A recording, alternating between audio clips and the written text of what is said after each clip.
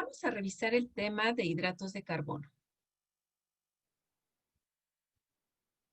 Los hidratos de carbono son macromoléculas orgánicas, también conocidas como glúcidos y hidratos de carbono o sacáridos, y hace algunos años eran denominados también como carbohidratos. Los hidratos de carbono forman parte de los 3 nutrientes energéticos útiles para el organismo humano, en donde los lípidos y las proteínas también están incluidos. Una molécula representativa de la familia de hidratos de carbono es la glucosa. Estas moléculas orgánicas están formadas por carbono, hidrógeno y oxígeno en una relación 1-2-1. Quiere decir que por cada átomo de carbono que hay en una molécula de hidratos de carbono, existen 2 átomos de hidrógeno y 1 átomo de oxígeno.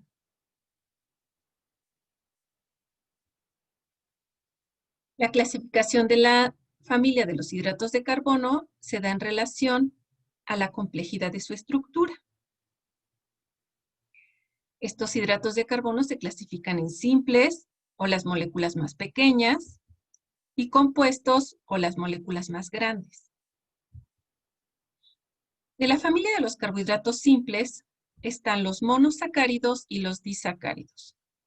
Mono 1, sacárido azúcares, quiere decir que esta molécula de monosacáridos está formado por la forma más simple de un hidrato de carbono, y esta es la manera en que los hidratos de carbono se absorben en el intestino delgado. Es la forma más simple que existe antes de la absorción.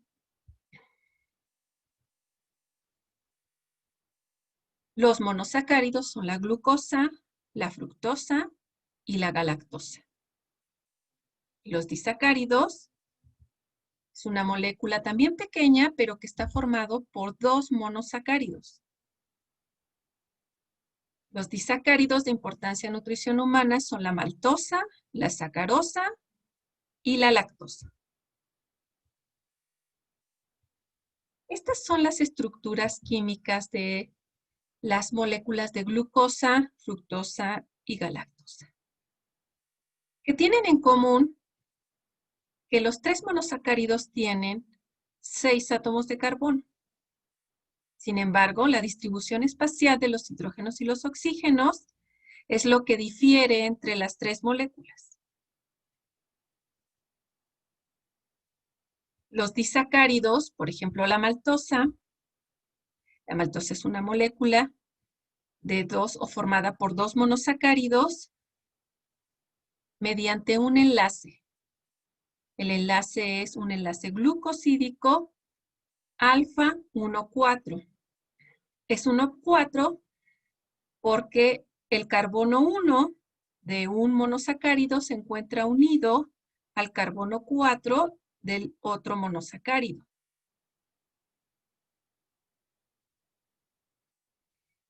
La maltosa no se encuentra libre en la naturaleza. Es resultado de la digestión o hidrólisis de un hidrato de carbono más complejo, que es el almidón. Y en la medida que este almidón se va digiriendo, libera fragmentos de moléculas mucho más pequeñas, y una de esas moléculas disacárido es la maltosa.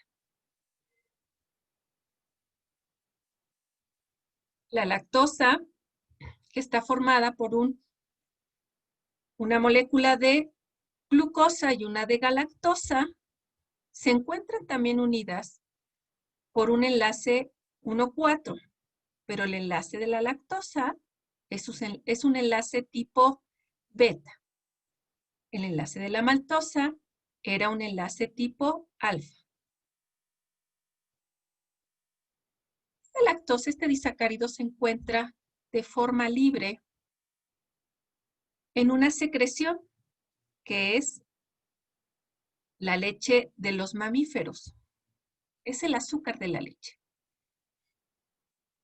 La leche tiene un ligero sabor dulce y ese se le debe a la presencia de lactosa formando parte de esta secreción. La sacarosa es una molécula formada nuevamente por dos moléculas de monosacáridos. Uno de ellos es la fructosa y otro de ellos es la glucosa. La sacarosa tiene un enlace alfa 1,2, a diferencia de la maltosa, que el enlace era tipo 1,4, la lactosa era un enlace tipo 1,4. En el caso de la sacarosa, el enlace es 1,2, tipo alfa. La sacarosa se encuentra en la caña de azúcar y en la remolacha. En esta región central del continente americano, que es México, nosotros obtenemos azúcar de la caña de azúcar, pero hay países, principalmente sudamericanos, donde el azúcar la obtienen de la remolacha. Tiene un sabor ligeramente distinto.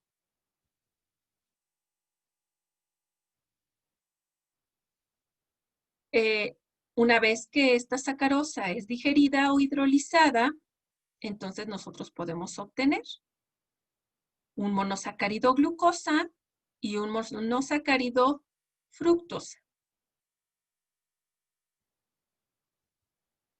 La isomaltosa son dos moléculas de alfa-D glucopiranosa o glucosa. Sin embargo, a diferencia de la maltosa, que también está formada por dos moléculas de glucosa, la isomaltosa, estas dos moléculas de glucosa están unidas por un enlace alfa 1,6. Y en el caso de la maltosa, el enlace era 1,4. Esta isomaltosa no se encuentra libre en la naturaleza. No la encontramos formando parte como molécula aislada en un alimento o en una secreción.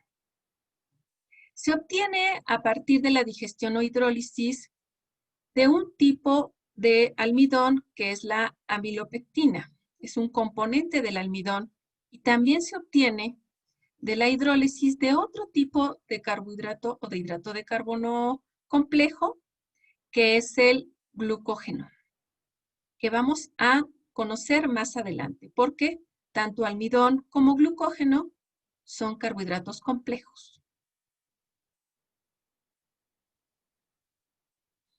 En el caso de los complejos o compuestos, tenemos dos tipos de hidratos de carbono: los oligosacáridos y los polisacáridos. La diferencia entre uno y otro es el tamaño o la cantidad de residuos de monosacáridos que los forman. Un oligosacárido es una estructura que está formada entre 10 y 10 monosacáridos. Quiere decir que la molécula tiene unidos mediante enlaces glucosídicos entre 3 y 10 residuos de monosacárido. Por lo tanto, se pueden llamar trisacáridos, tetrasacáridos, pentasacáridos y así sucesivamente hasta llegar a los 10 residuos de monosacárido. En contraste, los polisacáridos son aquellas estructuras o moléculas que tienen más de 20 residuos de sacáridos o de monosacáridos. Y en estas estructuras organizadas con mayor cantidad de monosacáridos se encuentra el glucógeno y el almidón. Estos dos son de importancia en la nutrición humana. El primero, el glucógeno, se encuentra almacenado o formando parte del almacenamiento de hidratos de carbono en el hígado y en los músculos del cuerpo humano, y el caso de almidón se encuentra formando parte de los cereales. El almidón es de origen vegetal y el glucógeno se encontrará en tejidos de origen animal. Los polisacáridos, polimuchos, sacáridos, azúcares, se clasifican de acuerdo a su digestibilidad. Significa que el organismo humano es capaz de digerirlos o hidrolizarlos.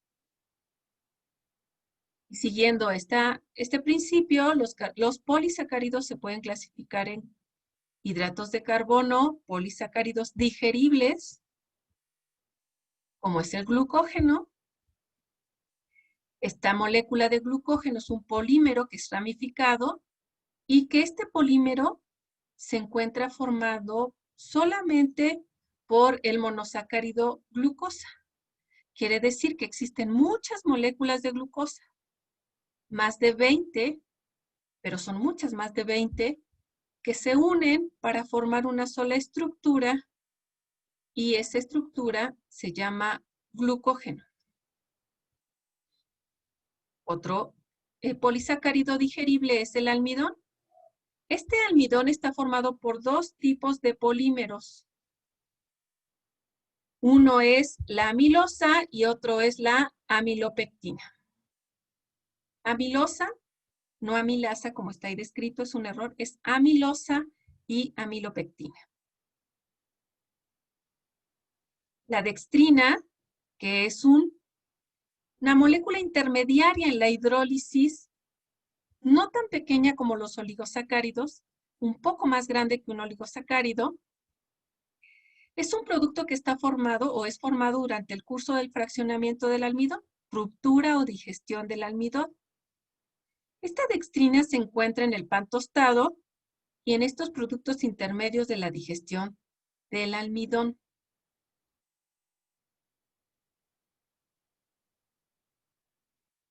Los hidratos de carbono parcialmente digeribles se conocen como fibras. Un ejemplo de fibra es la inulina. Esta fibra dietaria se utiliza en muchos proyectos de investigación porque su consumo está relacionado a efectos protectores. El manosano se hidroliza a manosa, aunque su digestión es incompleta. Estos dos polisacáridos, inulina y manosano, no son polisacáridos digeribles. Serían un tipo de fibra que se puede digerir parcialmente. Aquellos completamente no digeribles, en aquellos se encuentran nuestras fibras dietarias. Estas fibras dietarias pueden ser solubles o no solubles en agua. Las que son solubles en agua, pues está la hemicelulosa, las pectinas, las gomas y los alfa-polisacáridos. Para que tengamos una idea, la fibra que tiene la manzana es una pectina. Y esa pectina se podría o se puede solubilizar en agua. En contraste, tenemos las fibras dietarias insolubles.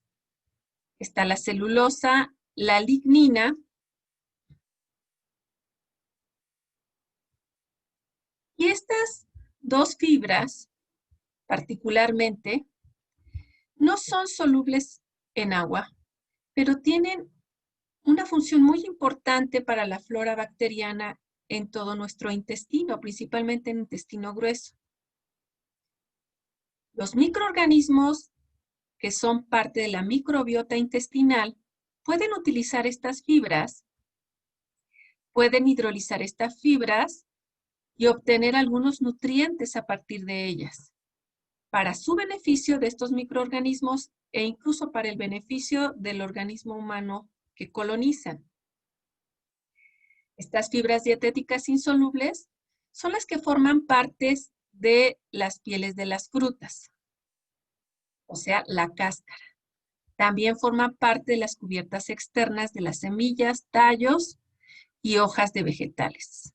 Por ejemplo, poniendo el mismo ejemplo de la manzana, la cáscara Está formada principalmente por fibra insoluble y al interior de la manzana, la pulpa, tiene almidón, sí, pero también tiene pectinas, que sería una fibra dietética soluble. Las fibras dietéticas solubles se pueden digerir parcialmente por nuestras enzimas digestivas, ¿sí? Y se encuentran en algunos alimentos y en algunas hojas. Para poder diferenciarlas, las fibras dietéticas solubles son mucho más blandas al paladar que las insolubles. ¿Qué función tienen los hidratos de carbono? Hay una función por la que se les conoce a esta familia de nutrimentos y que es central para mantener la vida en los seres humanos. Una es que es la principal fuente de energía para todas las células. La energía, como revisamos en clases anteriores, en los nutrientes está contenida en los enlaces de carbono, en forma de energía química que después se transforma en otra molécula de alta energía como es el ATP. Pero para poder sintetizar el ATP se requiere metabolizar un hidrato de carbono preferentemente, y esa es la glucosa. También los hidratos de carbono tienen una función estructural.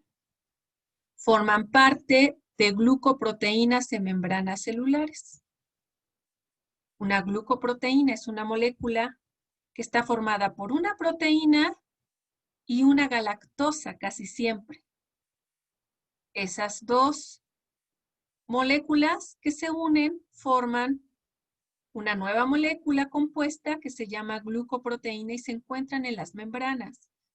Estas glucoproteínas tienen funciones en sensar señales que vienen del exterior de la célula al interior de las células. El glucógeno es una forma de reserva que tiene el organismo humano para estados de ayuno o bien cuando el sujeto se encuentra dormido. En todo momento el organismo humano requiere energía. No importa si estamos realizando actividades o si estamos en un sueño profundo. En ambas condiciones se requiere el ATP. Pero no todo el momento nosotros estamos consumiendo alimentos para obtener glucosa, para sintetizar ATP y hacernos cargo de las demandas de energía del organismo humano. Esa es la razón por la que el organismo tiene sus reservas hepáticas de un carbohidrato que es un polisacárido en forma de glucógeno. La fibra soluble estimula procesos durante la masticación y al estimularlos incrementa la sensación de saciedad, incrementa el tiempo de vaciado gástrico y proporciona volumen. Incluso puede unir algunos metales y sales biliares y de esta manera colaborar en el proceso de digestión. La fibra insoluble también estimula la masticación, aumenta la motilidad y le da volumen a las heces fecales. El tamaño de nuestras heces fecales está relacionado con esta fibra insoluble y el caso de la sensación o el desencadenar la sensación de saciedad está relacionado principalmente con fibra soluble.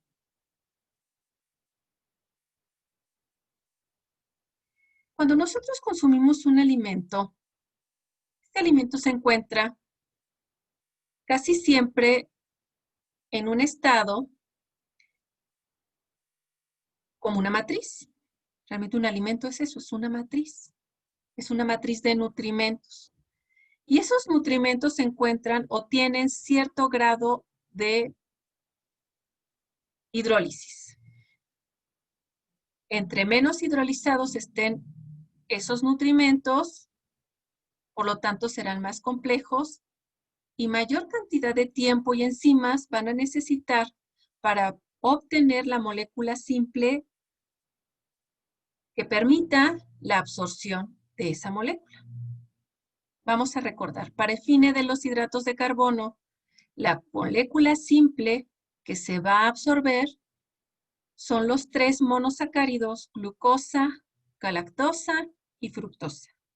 A pesar de que nosotros en nuestra dieta consumamos una gran variedad de hidratos de carbono, consumamos almidón, dextrinas, consumamos disacáridos o oligosacáridos, eso lo estamos haciendo todo el tiempo. El fin de esas moléculas que están todavía sin el último proceso de hidrólisis, pues es enzimas que se van a hacer cargo de ellas para liberar a los monosacáridos. Durante todo el tracto gastrointestinal, nosotros tenemos disponibles esas moléculas que se van a hacer cargo. ¿Quién se hace cargo de los procesos de digestión en el organismo humano? Las enzimas digestivas. Y hay enzimas digestivas que además son proteínas que van a ser responsables o tienen como principal función empezar a hidrolizar o digerir estos carbohidratos que todavía no están en su molécula o en su forma de molécula más simple, que es el monosacárido. En todo el tracto gastrointestinal, las primeras involucradas son las glándulas salivales, en donde se producen las primeras enzimas para realizar el proceso de digestión.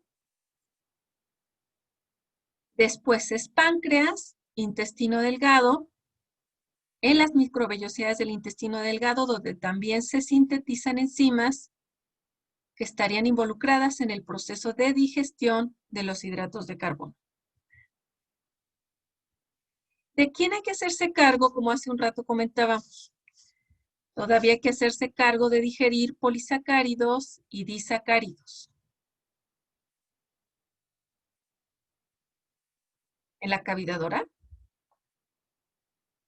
nosotros tenemos diferentes estructuras que se ocupan de triturar el alimento, desgarrar el alimento, deglutir el alimento, humedecer y lubricar ese alimento que ahora, una vez mezclado con la saliva, ya no se llama un alimento, ya es un bolo alimenticio, pero en esa saliva existe la primera enzima digestiva, que es la amilasa salivar, o también conocida como tialina.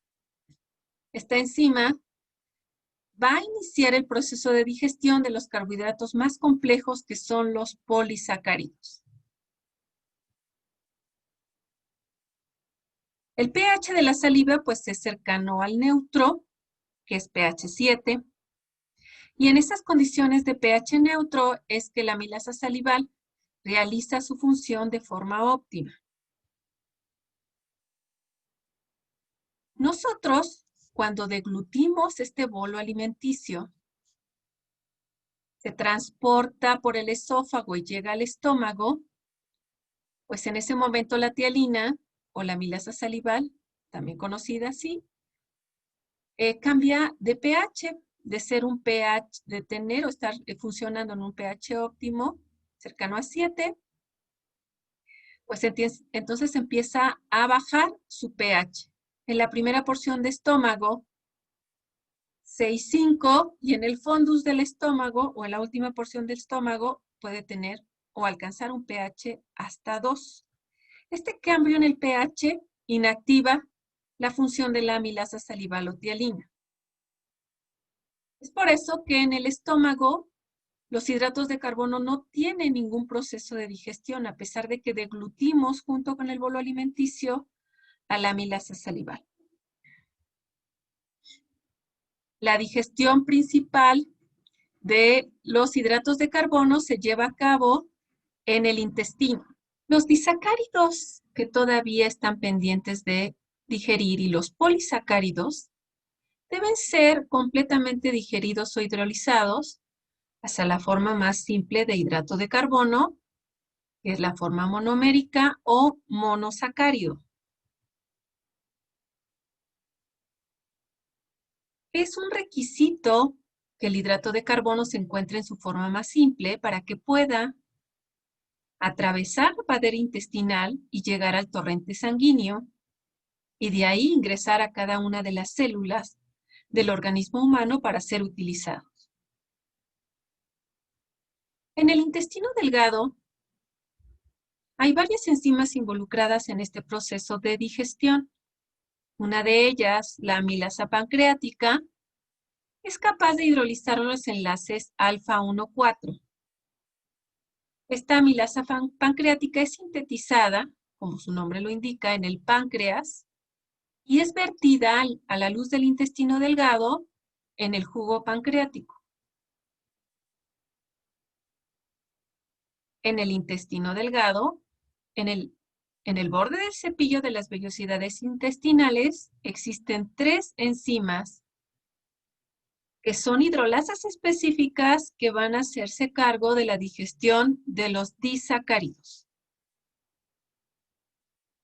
Estas disacaridasas, la maltasa, porque digiere maltosa, la lactasa, porque digiere lactosa, y la sacarasa, porque digiere sacarosa, una vez que realizan su función, son capaces de separar a la maltosa en 2 moléculas de glucosa, a la lactosa en una molécula de glucosa y una de galactosa, y la sacarosa en una molécula de glucosa y una de fructosa. Hemos de señalar que en todos los casos los monosacáridos tienen formando parte de su estructura una molécula de glucosa. En el caso de la maltosa, el segundo mono es otra glucosa. En el caso de la lactosa, el segundo monosacárido es la galactosa. Y para la sacarosa, el segundo es la fructosa.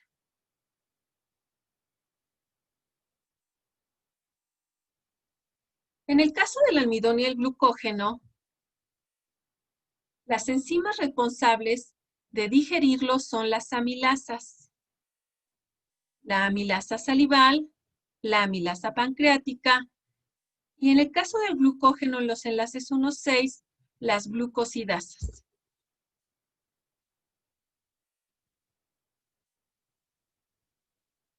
Como mencionamos en diapositivas anteriores, los hidratos de carbono no solubles, como la celulosa, su única función será formar parte del tamaño de las heces fecales y estimular la motilidad intestinal. Por lo tanto, ninguna fibra dietaria tiene alguna enzima que se haga cargo de digerirla. Los únicos microorganismos responsables de utilizar algunas partes de esta fibra dietaria son la microbiota intestinal. ¿De dónde obtenemos los hidratos de carbono los seres humanos? Principalmente de los cereales, en donde hay almidón, almidón de maíz, almidón de trigo, almidón en el arroz, que son los principales cereales de consumo humano en el mundo. También obtenemos hidratos de carbono complejos en las leguminosas, como el frijol, el haba, la lenteja. También en las verduras. Nosotros podemos obtener carbohidratos complejos, poníamos el ejemplo diapositivas anteriores de la manzana, donde hay almidón. De cualquier o vegetal, por ejemplo, el jitomate, la calabaza, el pepino. En este tipo de vegetales existe almidón y también existen fibras. Nosotros en los frutos vamos a encontrar algunos carbohidratos complejos dependiendo de su grado de madurez, pero la mayor parte de ellos serán simples. Entre más dulce sea un fruto o una fruta, mayor cantidad de carbohidratos simples va a estar contenido en ese alimento.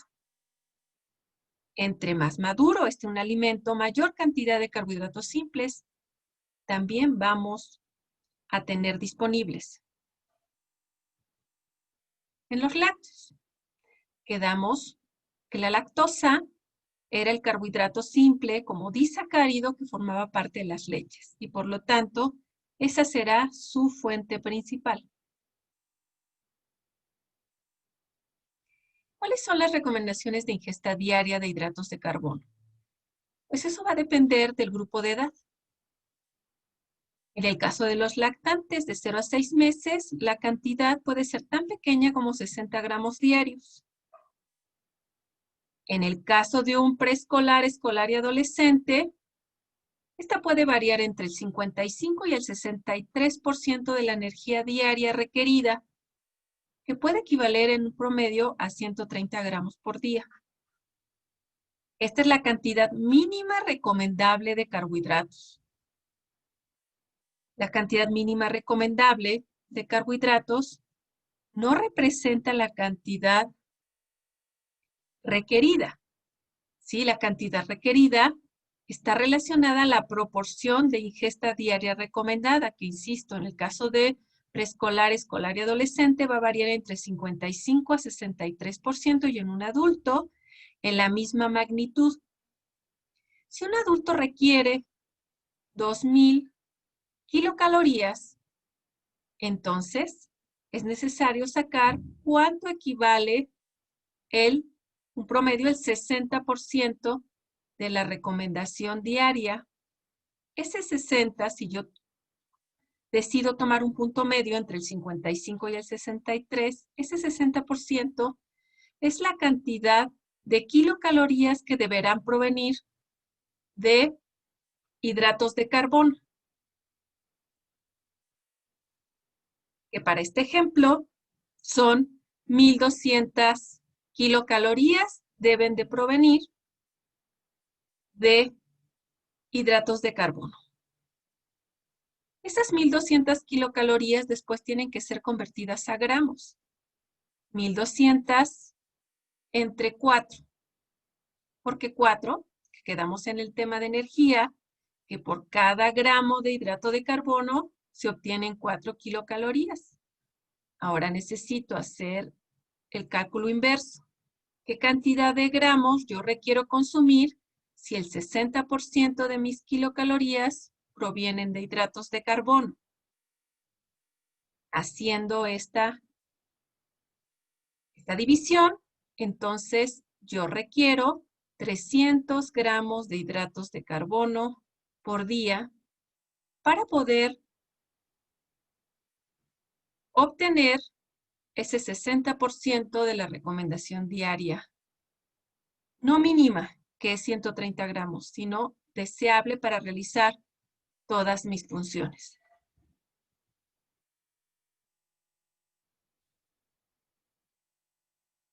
Esta es una tabla también que corresponde con los hidratos de carbono, pero ahora no con hidratos de carbono digeribles, sino con indigeribles como es la fibra dietaria.